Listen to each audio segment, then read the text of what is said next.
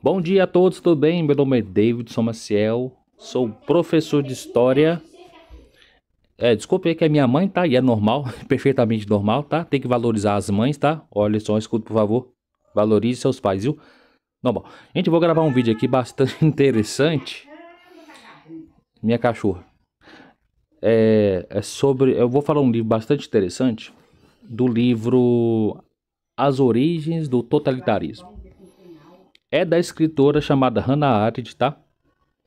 Tá, o objetivo aqui a gente vai ler esse livro todo, com apenas o objetivo de incentivar os jovens a sair do Instagram, das redes sociais. Apesar que eu prefiro o livro físico, né? Eu prefiro o livro físico. Mas a gente entender que as tecnologias também é uma ferramenta de aprendizagem, é uma ferramenta de a gente também estudar. A gente usar o celular como uma forma benéfica, né? Para quem quer buscar o conhecimento, para quem busca o conhecimento. Meu nome é Davidson Maciel, sou professor de História formado na Unimontes e também sou acadêmico de Física formado na Unimontes. Nada a ver, né? Mas eu gosto de conhecimento, é importante. Tão interessante aqui que a gente vai... É importante eu deixar claro, assim que eu terminar esse livro, Hannah Arendt, a gente vai ler também os autores da direita e da esquerda. É importante a gente ressaltar que não existe em ambas ideologias, não existe os pontos literalmente positivos. Há sim pontos positivos e negativos. Só que a gente vamos ler todos esses autores, vamos confrontar. Porque senão parece que assim, a mentalidade, a sociedade hoje não busca conhecimento, não busca ler, fazer uma boa leitura. E não só isso, é importante também ressaltar que esses livros também, eu já vi em concursos, por exemplo, do Bombeiro de Minas Gerais, já vi questões relacionadas à autora, às origens do totalitarismo. Se eu não me engano, já vi também no concurso da Polícia Militar, também já vi algumas questões. E também o concurso para professor de História, para quem vai tentar o concurso do Estado, né? Assim, serão leituras, serão leituras assim, com no final será a explicação. Vou explicar como foi a leitura, se eu gostei, se eu não gostei, os pontos positivos da leitura de Hannah Arendt, os pontos negativos também da autora Hannah Arendt, apesar que ela sofreu muito perante o nazismo alemão, né? Então a gente vai fazer esse tipo de leitura com o objetivo de incentivar os jovens, né, a usar a tecnologia, a usar a ferramenta como forma de conhecimento. E isso é importante, viu? Vamos ler. Depois desses livros aqui, eu vou selecionar os livros de direita e esquerda. Depois desse autor aqui que eu vou terminar, vamos ler todos os autores, seja os conservadores, seja também os da ala da esquerda. Então a gente vai fazer uma leitura assim mais parcial, né? E a gente vive uma sociedade que as pessoas não, inclusive a nossa situação política, né? Essa briga aí, Bolsonaro, Lula, as pessoas não têm conhecimento, as pessoas não buscam informação. Então acho que isso é importante, né? Usar a tecnologia de uma forma benéfica. Apesar que eu ainda prefiro o livro físico. Mas aqui é mesmo para ajudar todos vocês, tá? Que vão, os que já estão fazendo curso de história, né? Nas universidades aí, por fora, ou pelas faculdades também. Ou os que vão tentar concurso também. Às vezes tem provas que as provas, por exemplo, utiliza muito essa referência de Hannah Arendt. Então a gente precisa entender o contexto, com o objetivo mesmo de ajudar todos vocês, tá? Então essa autora é chamada Hannah Arendt, o livro As Origens do Totalitarismo, Origens do Totalitarismo. Esse livro, se eu não me engano, ele é de 1973. Ai não, mas aqui tá traduzido. Tá bom. E ela fala o seguinte, que foi uma citação de Karl Jaspers: não almejar nem os que passaram, nem os que virão. Importa-se de seu próprio tempo. Olá, olha os índices aqui, ó. Primeiro capítulo, eu vou fazer cada parte dependendo aí de 25 minutos ou 20 minutos, não sei. Mas é um livro muito grande e a gente vai ler em partes, tá? Não sei quantas partes serão, mas esse é o objetivo. Então, o primeiro capítulo que eu vou começar a ler é a Antissemitismo, prefácio. O antissemitismo como uma ofensa ao bom senso, os judeus, o Estado-nação e o nascimento do antissemitismo. Os judeus e a sociedade. O caso Dreyfus. E a parte 2, imperialismo. Vamos começar pelo primeiro capítulo, né? Que é um capítulo muito grande, né? E aí, assim que a gente terminar, a gente vai ler a segunda parte. Tá bom? Prometo ler tudo e no final fazer uma aula explicativa sobre essa autora. Sobre esse livro bastante interessante, né? Possivelmente deve falar sobre a Alemanha nazista, com certeza. Os movimentos nacionalistas. Bem por aí. Bem por aí. Vamos lá.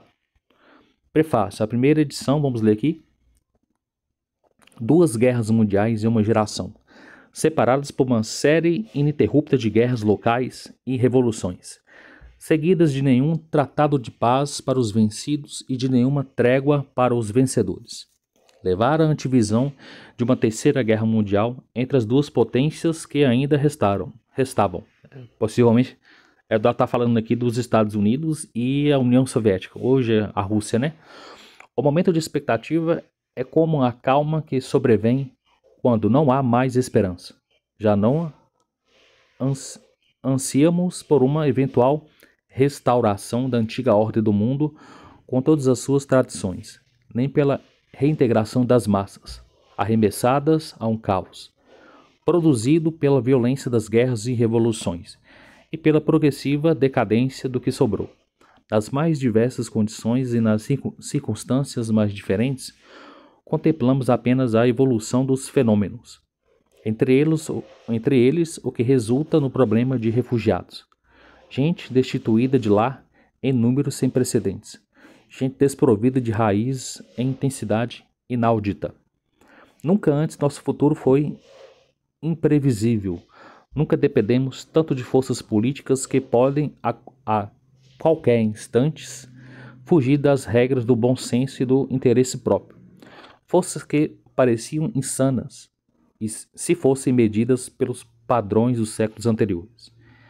E, como se a humanidade se houvesse dividido entre os que acreditaram na onipotência humana e que julgam ser tudo possível a partir da adequada organização das massas no determinado sentido, e os que conhecem a falta de qualquer poder como a principal experiência da vida. A análise histórica e o pensamento político permitem crer, embora de modo indefinido e genérico, que a estrutura essencial de toda a civilização atingiu o ponto de ruptura, mesmo quando aparentemente melhor preservada, o que ocorre em certas partes do mundo. Essa estrutura não autoriza antever a futura evolução do que resta do século XX, nem fornece explicações adequadas aos seus horrores. Incomensurável esperança estremeada com indescritível temor parece corresponder melhor a esses acontecimentos que o juízo equilibrado e o discernimento cometido. Mas os eventos fundamentais de nosso tempo preocupam do mesmo modo os que acreditam na ruína final e os que se entregam ao otimismo temerário. Este livro foi escrito com mescla do otimismo temerário e do desespero temerário. Afirma que o progresso e a ruína são as duas faces da mesma medalha e que ambos resultam na superstição, não da fé. Foi escrito com convicção de que serem passíveis de descoberta os mecanismos que dissolveram os tradicionais elementos do nosso mundo político e espiritual, numa amálgama onde tudo parece ter perdido seu valor específico, escapando da nossa compreensão e tornando-se inútil para fins humanos. A passividade de ceder a um processo de desintegração converteu-se em tentação irresistível, não somente porque esse processo assumiu a espúria aparência de necessidade histórica, mas também porque os valores em vias de destruição começaram a aparecer inertes, exangües, inexpressivos e irreais. A convicção de que tudo o que acontece no mundo deve ser compreensível pode levar-nos a interpretar a história por meio de lugares comuns. Compreender não significa negar os fatos, o chocante, e eliminar deleso, inaudito, ou ao explicar, temos, eu não sei o que isso aqui está errado, analogias e generalidades que diminuam o impacto da realidade e o choque da experiência. Significa, antes de mais nada, examinar e suportar conscientemente o fardo que o nosso século colocou sobre nós, sem negar sua existência, nem vergar humildemente ao seu peso. Compreender significa, em suma, encarar a realidade sem preconceitos e com atenção, resistir a ela, qualquer que seja. Interessante, ó. Compreender significa, em suma, encarar a realidade sem preconceitos e com atenção, resistir a ela, qualquer que seja. Assim deve ser possível, por exemplo, encarar e compreender o fato chocante, de certo, de que fenômenos tão insignificantes e desprovidos de importância na política mundial como a questão judaica e o antissemitismo se transformaram em agentes catalisador, primeiro do movimento nazista, segundo de uma guerra mundial e finalmente da construção dos centros fábricos de morte em massa. Também há de ser possível compreender a grotesca disparidade entre a causa e o efeito que propunha a essência do imperialismo, como dificuldades econômicas levaram em poucas décadas a profunda transformação das condições políticas do mundo inteiro, a curiosa contradição entre o realismo, como era cinicamente enaltecido pelos movimentos totalitários, e o visível desdém desses sistemas por toda a textura da realidade, ou a irritante incompatibilidade entre o real poder do homem moderno, maior do que nunca, tão grande que pode ameaçar a própria existência do seu universo e a sua incapacidade de viver no mundo que o seu poder o criou e lhe compreendeu o sentido. A tentativa totalitária da conquista global e do domínio total constituiu a resposta destrutiva encontrada para todos os impasses. Mas a vitória totalitária pode coincidir com a destruição da humanidade, pois, onde quer que tenha imperado, minou a essência do homem. Assim de nada serve ignorar as forças destrutivas do nosso século. O problema é que a nossa época interligou de modo tão estranho o bom e o mal que, sem a expansão dos imperialistas, levada adiante por mero amor à expansão, o mundo poderia jamais ter se tornado um só, sem o mecanismo político da burguesia, que implantou o poder pelo amor ao poder. As dimensões da força humana poderiam nunca ter sido descobertas sem a realidade fictícia dos movimentos totalitários, dos quais, pelo louvor da força, por amor à força, as incertezas essenciais do nosso tempo acabaram sendo desnudadas, com clareza sem par. Poderíamos ter sido levados à ruína sem jamais saber o que estava acontecendo. E, se é verdade que nos estágios finais do totalitarismo surge um mal absoluto, porque já não se pode ser atribuído a motivos humanamente compreensíveis. Também é verdade que, sem ele, poderíamos nunca ter conhecido a natureza realmente radical do mal. O antissemitismo não é apenas o ódio aos judeus, o imperialismo não é apenas a conquista, o totalitarismo não é apenas a ditadura, um após o outro, mais brutalmente que o outro. Demonstrava que a dignidade humana precisava ser de uma nova garantia somente encontrável em novos princípios políticos e uma nova lei da terra. Tá bom, pode ser. Viu? Cuja vigência desta vez alcance toda a humanidade, mas cujo poder deve permanecer estritamente limitado, estabelecido e controlado por entidades territoriais novamente definidas. Já não podemos nos dar ao luxo de extrair aquilo que foi bom no passado e simplesmente chamá-lo de nossa herança. Deixar de lado o mal e simplesmente considerá-lo um peso morto. De que o tempo por si mesmo relegará ao esquecimento. Olha que interessante, olha o que a autora fala. Já não podemos dar ao luxo de extrair aquilo que foi bom no passado e simplesmente chamá-lo de nossa herança.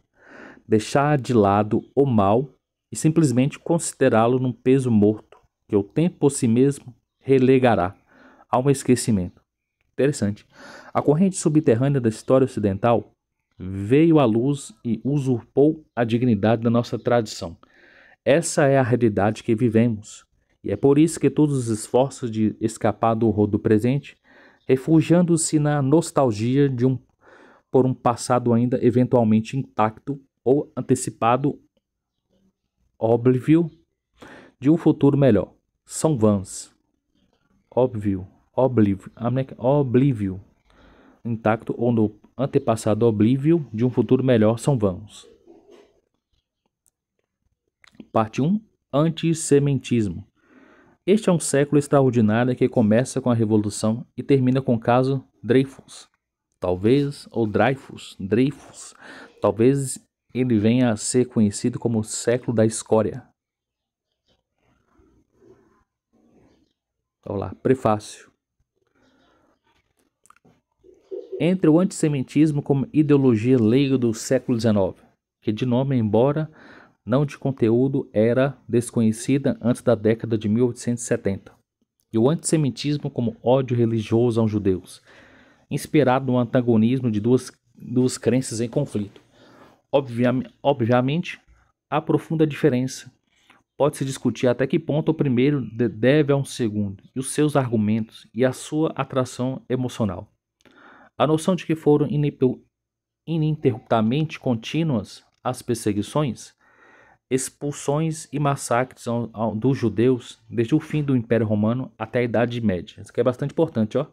A caça aos judeus é desde o Império Romano e continuamente a Idade Média e os tempos de hoje, né? Como, por exemplo, o Hitler, quando ele entrou no poder e caçou os alemães.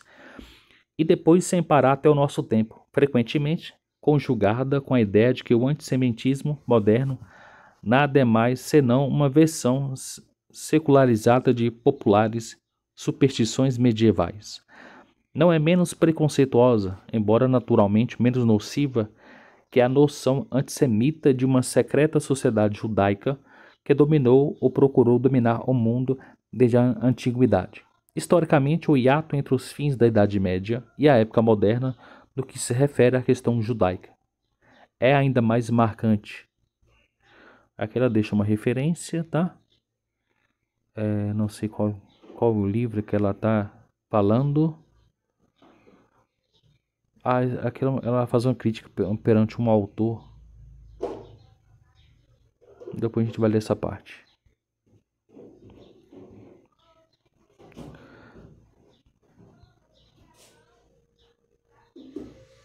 A questão judaica é mais marcante do que a brecha entre a Antiguidade Romana e a Idade Média, ou o abismo, frequentemente considerado o ponto decisivo e o mais importante da história judaica, que separou os massacres impetrados pelas primeiras cruzadas e os primeiros séculos medievais. Esse ato durou quase 200 anos, no início do século XV até o fim do século XVI, quando as relações entre judeus e gentios estiveram mais frágeis do que nunca, quando a indiferença judaica às condições e eventos do mundo exterior foi mais profunda do que antes, e o judaísmo se tornou um sistema fechado de pensamento. Foi por essa época que os judeus, sem qualquer interferência externa, começaram a pensar que a diferença entre o povo judeu e as nações era, fundamentalmente, não de credo, mas de natureza interior, e que a antiga dicotomia entre judeus e gentios provinha mais provavelmente de uma origem étnica do que da discordância doutrinária. Essa mudança na avaliação do caráter diferente do povo judeu, que só surgiu entre os não-judeus muito mais tarde, na era do esclarecimento, constituiu certamente a condição de sine qua non do nascimento do antissemitismo, e é de certa importância observar que ela ocorreu primeiro no ato da auto-interpretação judaica, surgido na época da fragmentação da cristandade europeia em grupos étnicos, os quais depois alcançariam autonomia política, formando o sistema de Estados-nações. A história do antissemitismo, como a história do ódio aos judeus, é parte integrante da longa e intrinsecada história das relações que prevaleciam entre judeus e gentios desde o início da dispersão judaica. O interesse por essa história, praticamente nulo antes aos meados do século XIX, surgiu coincidindo com a eclosão do antissemitismo, hostil aos judeus emancipados e assimilados. Obviamente, esse foi o pior momento para a pesquisa historiográfica objetiva. Desde então, tanto os historiográficos judeus quanto os não-judeus dedicaram-se, embora por motivos opostos, à ênfase dos elementos mutuamente antagônicos encontrados nas fontes cristãs e judaicas. Ambos os lados sublinhavam as catástrofes, expulsões e massacres que portinharam a história dos judeus. Do mesmo modo como os conflitos armados e desarmados, guerras, fome, pestilência, que portinharam a história da Europa. Desnecessário dizer quanto aos historiógrafos judeus, com a sua tendência polêmica e apologética, detectavam da história cristã as ocorrências caracterizadas pelo ódio aos judeus e antissemitas, de modo intelectualmente idêntico, fazia o mesmo, procurando-as.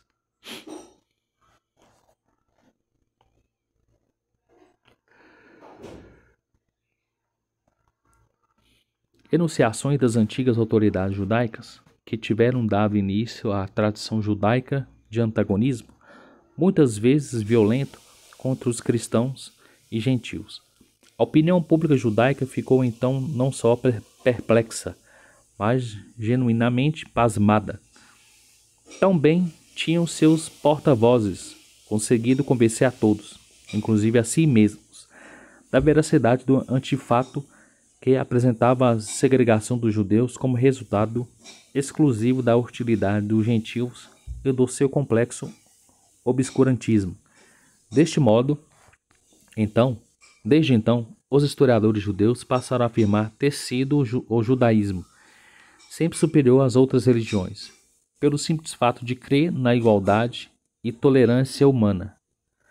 Essa teoria perniciosa, aliada à convicção de que os judeus sempre constituíam objeto passivo e sofredor das perseguições cristãs, na verdade prolongava e modernizava o velho mito de povo escolhido.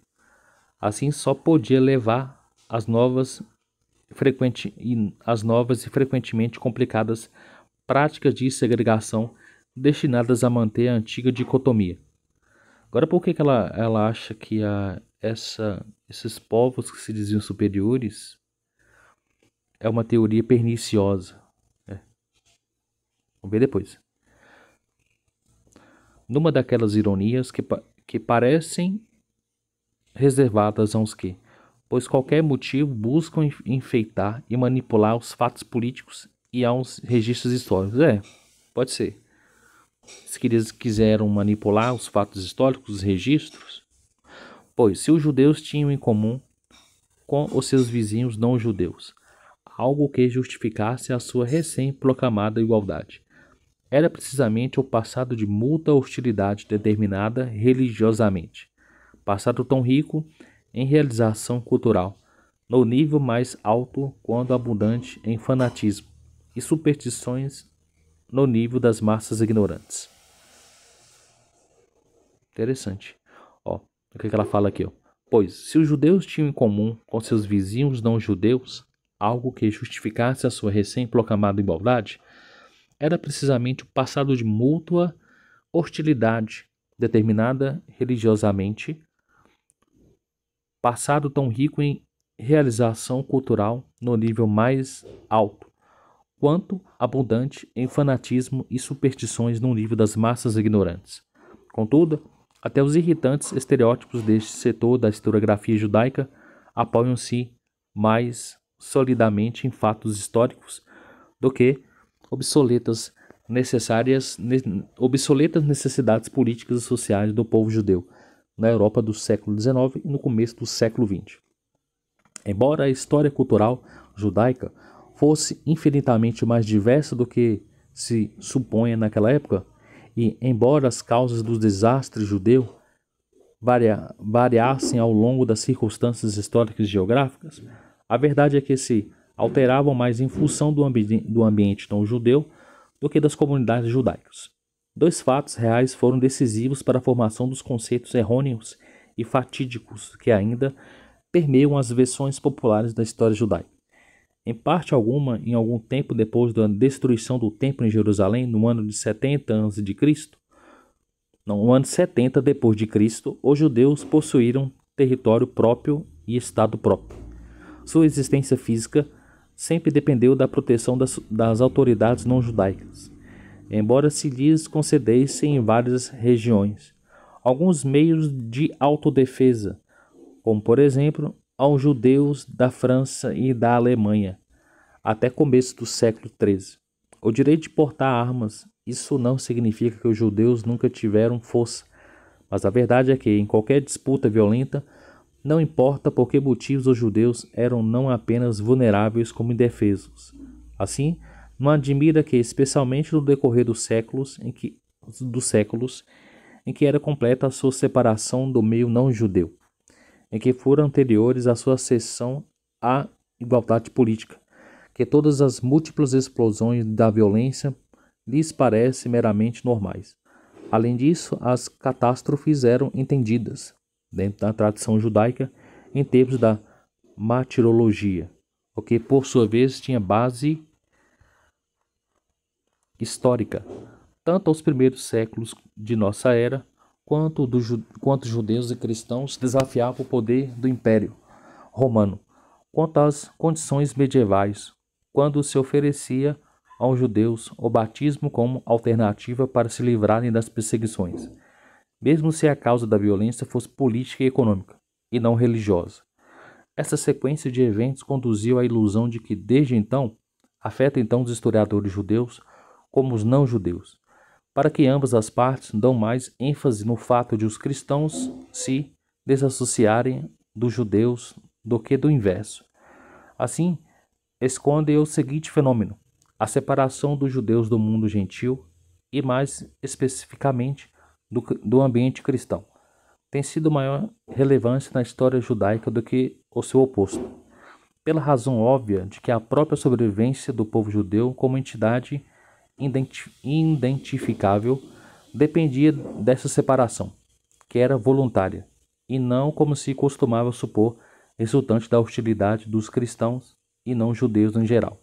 Só no século XIX e XX, depois da emancipação e em consequência da assimilação dos judeus, o antissemitismo veio a ter alguma importância para a preservação do povo judeu, pois só então os judeus passaram a aspirar a serem aceitos pela sociedade não judaica.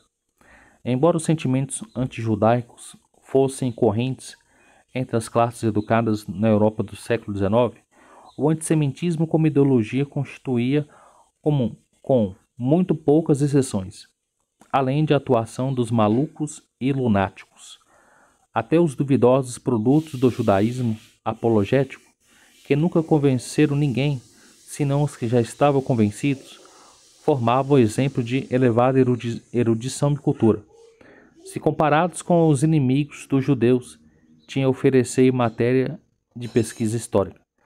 Quando, após o fim da Segunda Guerra Mundial, comecei a organizar o material para este livro, coletado a partir de documentos e monografias, às vezes excelentes, que cobriam um período de mais de 10 anos. Não encontrei uma única obra sobre o antissemitismo compatível com os padrões mais elementares da apreciação histórica. E de lá para cá a situação pouco mudou. É deplorável, pois a necessidade do tratamento fiel e imparcial da história judaica tornou-se recentemente maior do que jamais.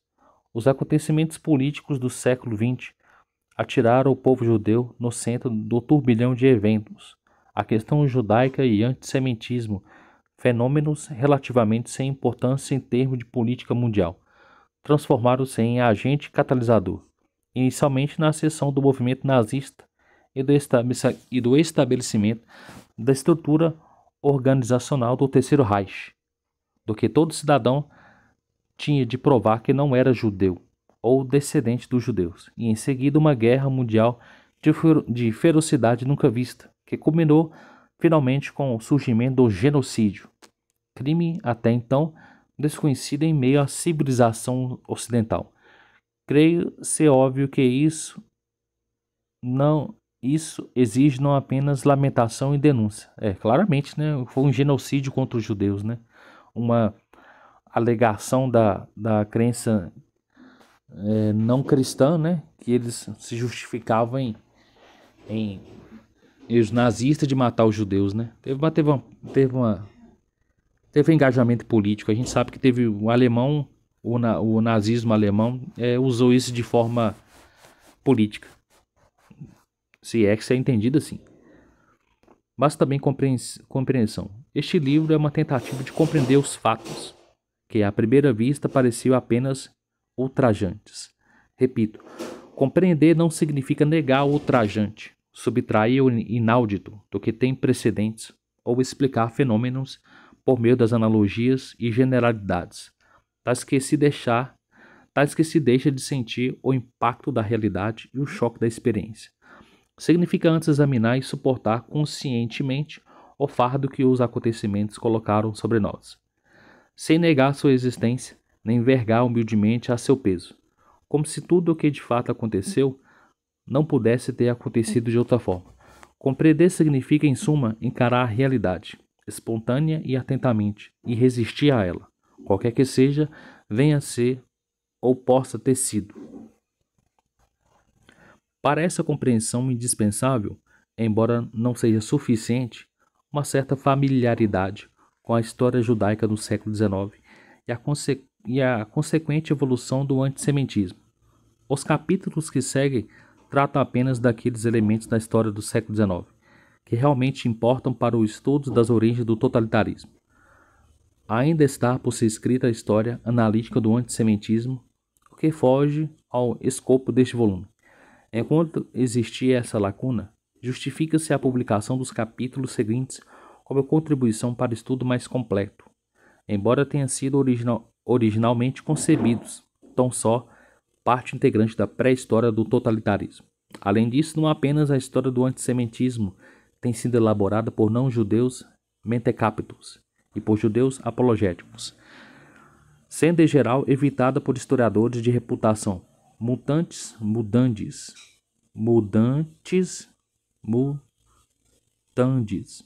com quase todos os elementos que se cristalizariam no fenômeno totalitário.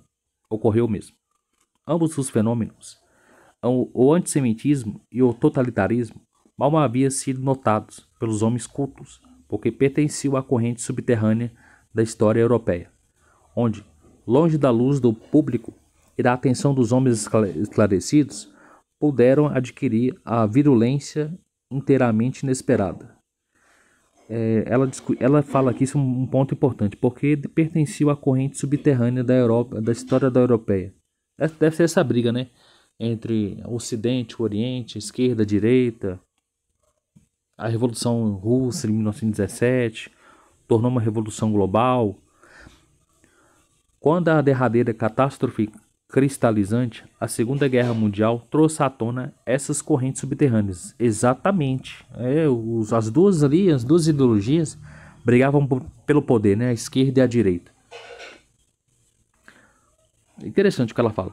Quando a derradeira catástrofe cristalizante, a Segunda Guerra Mundial, trouxe à tona essas correntes subterrâneas, surgiu a tendência de confundir o totalitarismo com seus elementos e com as suas origens, como se cada explosão antissemitismo ou racismo pudesse ser a priori identificada com o totalitarismo. Essa atitude é tão enganadora na busca da verdade histórica, como é perniciosa para a análise política. A política totalitária, como longe de ser simplesmente antissemita ou racista ou imperialista, ou comunista. Usa e abusa dos seus próprios elementos ideológicos. Olha que interessante, ó. Olha o que ela fala. Aqui, ó, vou ler de novo. Esta atitude é tão enganadora na busca da verdade histórica como é perniciosa para a análise política. A política totalitária, longe de ser simplesmente antissemita ou racista, imperialista ou comunista, usa e abusa de seus próprios elementos ideológicos até que se dilua quase que completamente com a sua base. Ela faz uma crítica geral da política, das ideologias, né? Ela tanto pode ser direita, esquerda. Ela faz uma crítica sobre essa política totalitária que não tem lados, né? Pode ser de esquerda ou direita. Interessante. A política totalitária, longe de ser simplesmente antissemita, ou racista, ou imperialista, ou comunista, usa e abusa dos seus próprios elementos ideológicos, até que se dilua quase que completamente com a sua base, inicialmente elaborada partindo da realidade dos fatos. Realidade da luta de classes, por exemplo, ou dos conflitos de interesse entre judeus e seus vizinhos, que fornecia aos ideólogos a força dos valores propagandísticos. Constituiria certamente grave erro subestimar o papel que o racismo puro tem desdenhado e ainda desempenha no governo dos Estados do Sul, nos Estados Unidos, mas seria uma ilusão ainda mais grave chegar à conclusão retrospectiva de que ambas áreas deste país eram submetidas a um regime totalitário há mais de um século. A única consequência direta e não adulterada dos movimentos antissemitas do século XIX não foi o nazismo. Olha, é interessante essa altura, viu? Gente aí, ó, tem que ler, hein? Bom, vou parar por aqui no capítulo, parei na parte, qual capítulo que eu parei?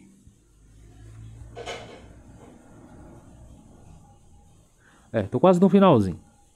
Eu parei no capítulo 12, a gente vai continuar então amanhã, tá? É a segunda parte. Continuação da primeira parte, capítulo 12. Baixe um livro, tá? Tem PDF, tá disponível em PDF e amanhã a gente continua. Um abraço a todos, se inscreva no meu canal, tá bom?